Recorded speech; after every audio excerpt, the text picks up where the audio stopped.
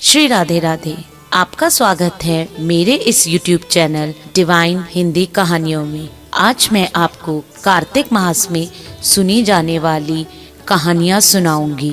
अगर आपको मेरी ये कहानियाँ पसंद आती है तो मुझे कमेंट बॉक्स में कमेंट करें तथा मेरे इस YouTube चैनल को लाइक तथा शेयर ज़रूर करें और मेरे इस चैनल को सब्सक्राइब करना ना भूलें एवं बेल आइकन को ज़रूर दबाएं, जिससे मेरी ये कहानियाँ आप तक तुरंत पहुँचे। राधे राधे। आज मैं आपको कार्तिक मास में सुनी जाने वाली कहानियाँ सुनाऊंगी। पहली है इली और घुड़े की कहानी। एक इली और एक घुंड था। इली बोली, आओ घुंड कार्तिक स्नान करे। घुंड बोला, तू ही कार्तिक स्नान कर ले, मैं तो नहीं करूँगा। बाद में इली तो राजा की लड़की के पल्ले के लगकर कार्तिक स्नान करती। घुंड ने कार्तिक स्नान नहीं किया, दोनों मर गए। बाद में इली के कार्तिक स्नान के पुण्य के कारण राजा के घर में जन्म हुआ और घुंड राजा के घर में मींटका बना। राजा ने बेटी का विवाह किया। बेटी ससुराल जाने लगी तो उसने अपनी पालकी रुकवाई और राजा से कहा, यह मींटका मुझे चाहिए। तब राजा ने कहा, ये मत लो, इसके बदले तुम धन दौलत ले लो। पर लड़की नहीं मानी, मुझे तो यही चाहिए। राजा ने मींटके को रथ के पीछे बांध दिया। मींटका फुदक फुदक कर दौड़ने लगा। महल में पहुंचने पर मींटके को महल के नीचे बांध दिया। जब लड़की नीचे उतरती तो मींटका कहता, ए श्याम सुंदरी बाई, थोड़ा पानी पिला, थोड़ा पानी पिला। तब लड़की ने कहा, मैंने पहले ही कहा था कार्तिक स्नान कर ले, पर तूने कहा था मैं तो बाजरा खाऊंगा और ठंडा ठंडा पानी पीऊंगा। उनको बातें करता देख राजा ने सुन लिया। जब राजा ने कहा कि आप मुझे सारी बात बताओ कि आप इस मींटके से क्या बात करती हो, तब रानी ने राजा को सारी बात बतलाई कि मैं पिछले जन्म में इली थी और ये घुंड था।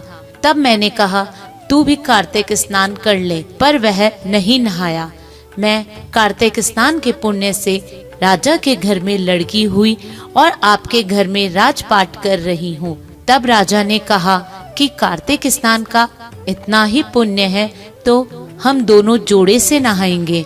रानी राजा ने अत्यंत प्रसन्न मन से कार्तिक स्नान कर दोनों ने दान पुण्य किया और सारी नगरी में कहलवा दिया, सब कार्तिक स्नान कर नहाए हुए पानी घुंड पर डालेंगे, जिससे घुंड की मोक्ष हुई।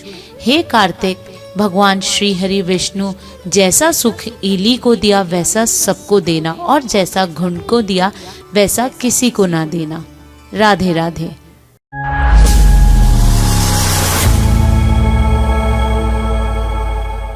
लपसी तपसी की कहानी। लपसी व तपसी दो भाई थे। इनमें लपसी सवा सेर की लापसी बनाकर भगवान को भोग लगाकर खुद खा लेता था, जबकि तपसी भगवान की तपस्या में लगा रहता था। एक दिन दोनों में इस बात को लेकर विवाद हो गया कि दोनों में भगवान का बड़ा भक्त कौन है। लपसी ने कहा कि सवा सेर की लापसी का भोग लगाने पर वह बड़ा भक्त है और तपसी तपस्या करने की वजह से खुद को भगवान का बड़ा भक्त कहने लगा।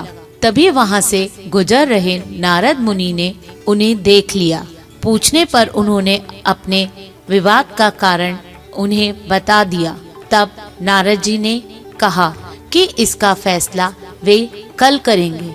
अगले दिन जब लपसी और तपसी अपनी अपनी भक्ति में लग गए तो नारद जी ने चुपके से सोने की दो भारी अंगूठी दोनों के आगे रख दी। जब लपसी की नजर उस पे पड़ी तो उसने अंगूठी पर कोई ध्यान नहीं दिया, लेकिन तपसी ने तपस्या करते हुए चुपचाप से उसे घुटनों के नीचे दबा लिया।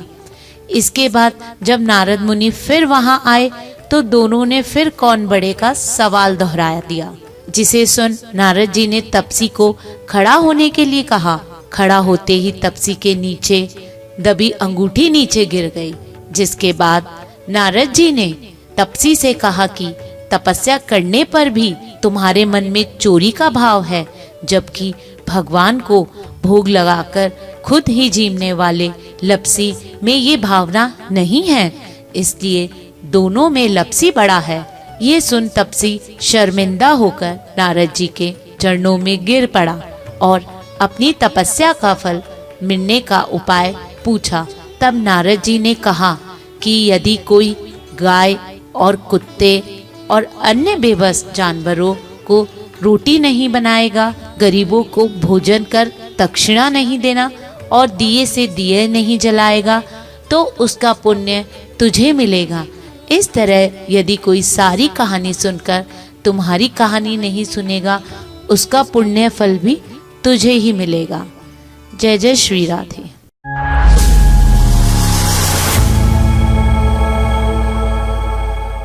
गंगा जमुना की कहानी। एक गंगा थी, एक जमुना थी। दोनों बहनें एक साहूकार के खेत से जा रही थी, तो यमुना ने 12 दाने गेहूं के तोड़ लिए। गंगा बोली, बहन, ये तो तेरे दोष लग गया है, यह तो चोरी हो गई है। तब जमुना ने गंगा से कहा कि अब ये मेरा दोष कैसे हटेगा। तो गंगा ने कहा कि 12 वर्ष साहूकार के यहाँ नौकरी करे, तब तेरा दोष उतरेगा। बाद में जमुना साहूकार के यहाँ गई और बोली कि मुझे नौकरी पर रख लो, मैं सारे काम कर दूंगी, परंतु 4 काम नहीं करूंगी। एक तो झूठे बर्तन नहीं मांजूंगी, झाड़ू नहीं लगाऊंगी, बिस्तर नहीं बिछाऊंगी और दिया नहीं जलाऊंगी। साहूकार ने उसे रख लिया। 12 वर्ष के बाद कुंभ का मेला आया। तब साहूकारनी कुंभ के मेले में जाने लगे। उधर जमुना ने उन्हें एक सोने का टका दिया और कहा कि वहाँ पर मेरी बहन गंगा है, उसे ये दे देना और कहना कि तेरी बहन यमुना ने भेजा है। तो साहूकारनी ने वहाँ जाकर गंगा जी को सोने का टका दे दिया। गंगा ने हाथ पसार कर ले लिया और बोली, मेरी बहन जमुना से कहना कि तेरे 12 वर्ष पूर्ण हो गए हैं। साहूकार ने कहता ही जमुना सहस्त्रधारा होकर फूट पड़ी। साहूकार को जब ये पता चला कि हमारे तो जमुना माता सारा काम करती थी, तो वह पछताने लगे। फिर जमुना जी उनके सपने में आकर बोली, साहूकारनी उठो, आप चिंता मत करो। साहूकार बोला कि कैसे ना करें, ये हमसे इतना बड़ा पाप हो गया है, ये पाप कैसे उतरेगा। जमुना ने कहा कि आपको कोई पाप नहीं लगेगा, क्योंकि मैंने आपके खेत से 12 दाने गेहूं के चुराए थे, तो मैंने अपना दोष उतारने के लिए आपके यहाँ पर नौकरी की। आप उठो, आपको कोई दोष नहीं लगेगा। सेठ सेठानी के अपार धन दौलत हो गई। जैसा साहूकार पर गंगा व जमुना माँ प्रसन्न हुई, वैसे सब पे होना। जय जय श्री राधे।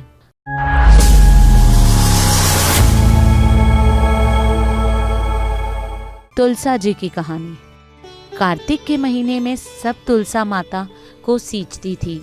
सब महिलाएं तो तुलसा जी को सींचकर आ जाती, पर एक बुढ़िया माई तुलसा जी को सींचकर कहती कि तुलसा माता सबकी दाता, मैं तेरा बिड़ला सींचूं, तू मेरा निस्तारा कर।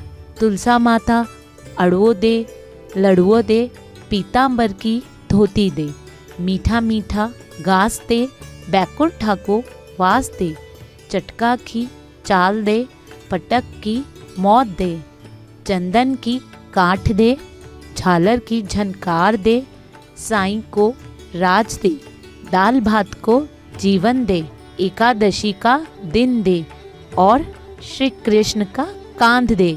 इतनी बात सुनकर तुलसा माँ सोच में पड़ जाती है। एक बार भगवान श्री कृष्ण ने तुलसा जी से उनकी सोच के कारण पूछ लिया।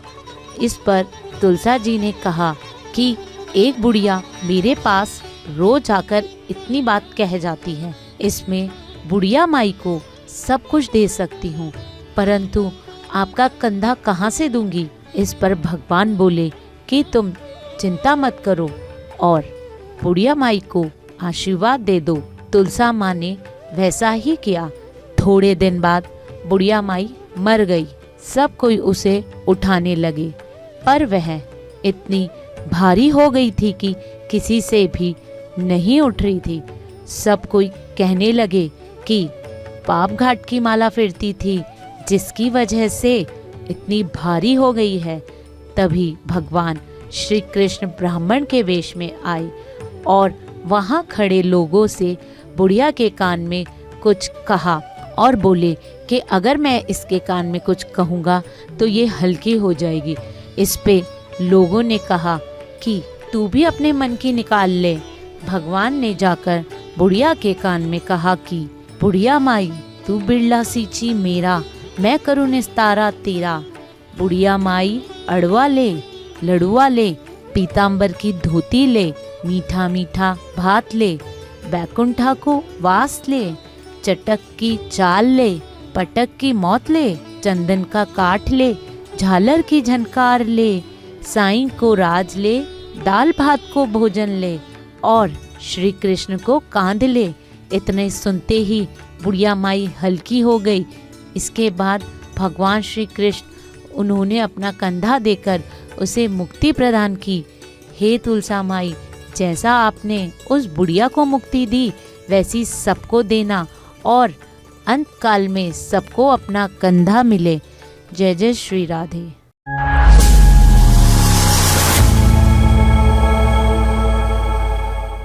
नगर बसेरे की कहानी।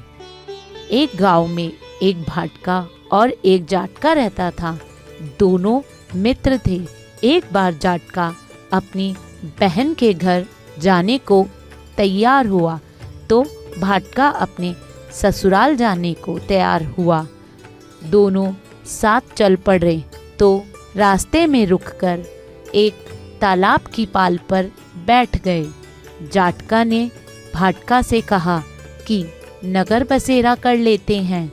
इस पर भाटका बोला कि तू ही नगर बसेरा कर ले, मैं तो अपने ससुराल जा रहा हूँ, वहाँ खूब खातिरदारी होगी मेरी, तू ही कर ले नगर बसेरा।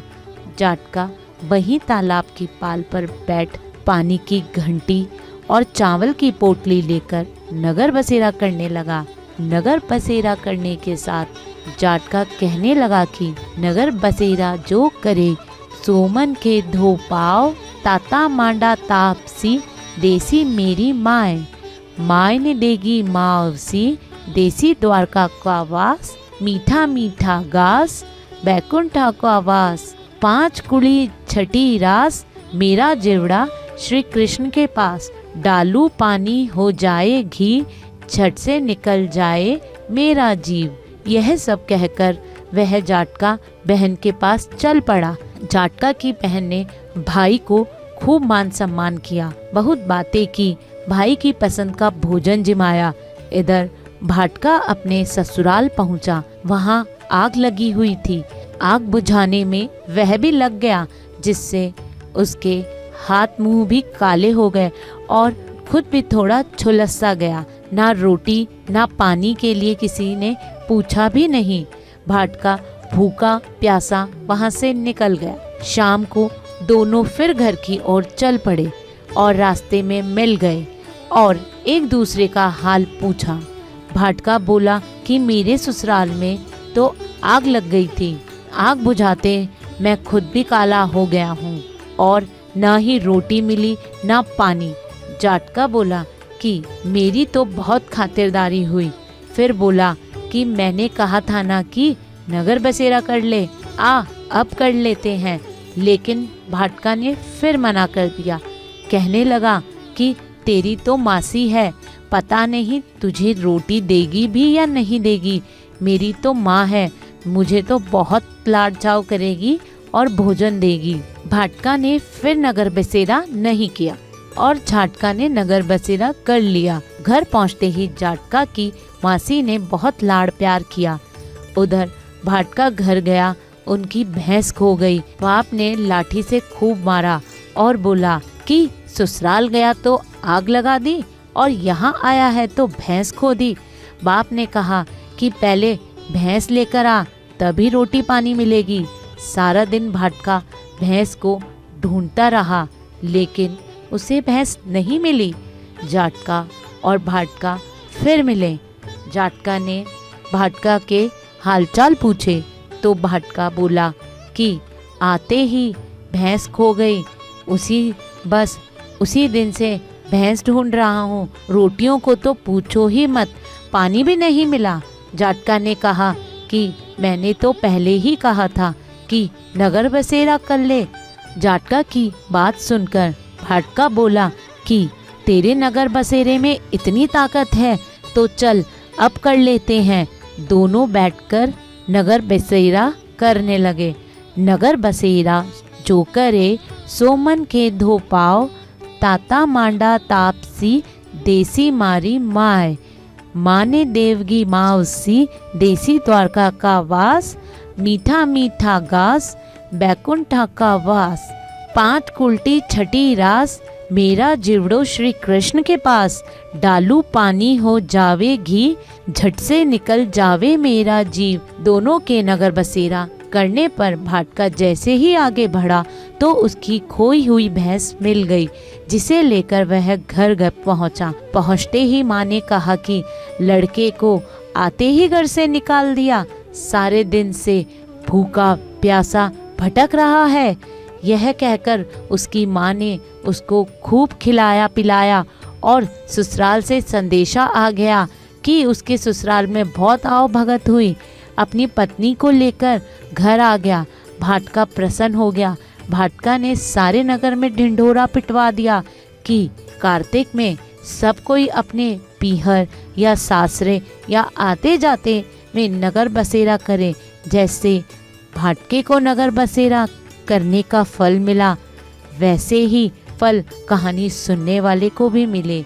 जय जय श्री राधे।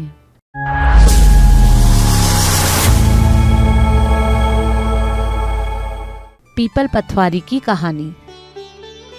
एक गुजरी थी। उसने अपनी बहू को एक दिन दूध दही बेचने को कहा। वह बेचने गई तो रास्ते में औरतें पीपल पथवारी सींचती हुई दिखाई दी। इस पर उसने उन औरतों से पूछा कि यह आप क्या कर रहे हो?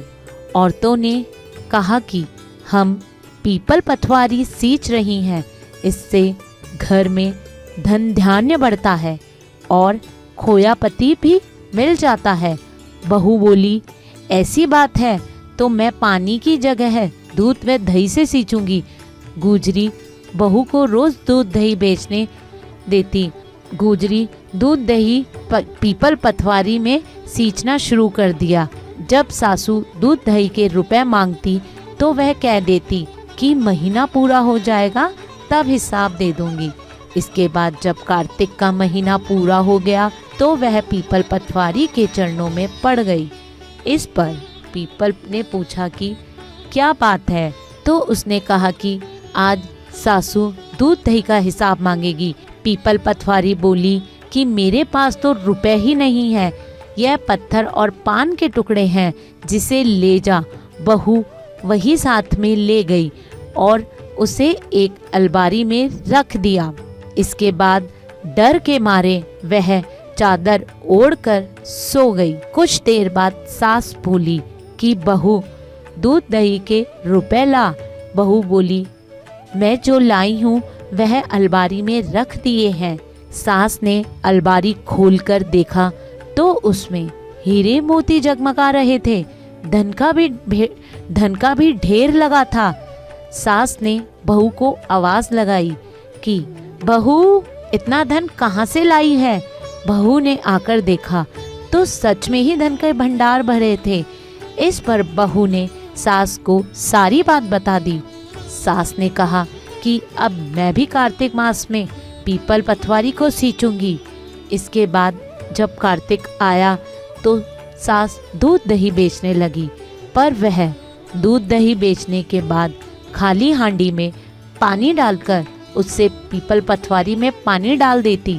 पूर्णिमा के दिन उसने अपनी बहू से कहा कि उससे दूध दही के रुपए मांगे। जब बहू ने रुपए मांगे तो वह भी पीपल पथवारी के चरणों में पड़ गई और कहने लगी कि मुझसे बहू रुपए मांग रही है। इस पर पीपल पटवारी ने भी उन्हें पत्थर व पान के टुकड़े दे दिए, जिससे सास ने अलमारी में ले जाकर रख दिए। इसके बाद जब बहू ने अलमारी खोलकर देखी तो उसमें कीड़े मकोड़े मिले। इस पर सबको ही कहने लगा कि बहू तो सत की भूखी सींची थी, लेकिन सास ने धन की भूखी होकर पीपल पटवारी को सींचा था, इसलिए उसे फल नहीं मिला। जय जय श्री राधे।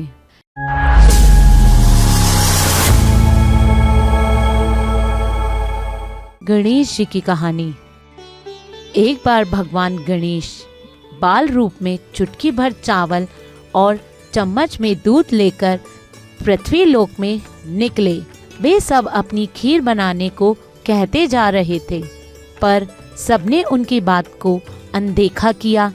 इस दौरान एक गरीब बुढ़िया ने उनकी खीर बनाना स्वीकार किया। स्वीकार कर एक भगोना चूल्हे पर चढ़ा दिया। इस पर गणेश जी ने घर का सबसे बड़ा बर्तन चूल्हे पर चढ़ाने को कहा। बुढ़िया ने बोला, बाल लीला समझते हुए घर का सबसे बड़ा भगोना उस पर चढ़ा दिया। कुछ देर में ही गणेश जी के दिए हुए चावल और दूध बढ़ गए और पूरा भगोना उससे भर गया। इस बीच गणेश जी नहाने के बाद खीर बनने की बात कहते हुए वहां से चले गए। पीछे से बुढ़िया के पोते पोती आए और भूख लगने पर बुढ़िया ने उन्हें वह खीर दे दी। खीर बनते देख रही पड़ोसन भी बुढ़िया को एक कटोरा भरकर खीर दे दी।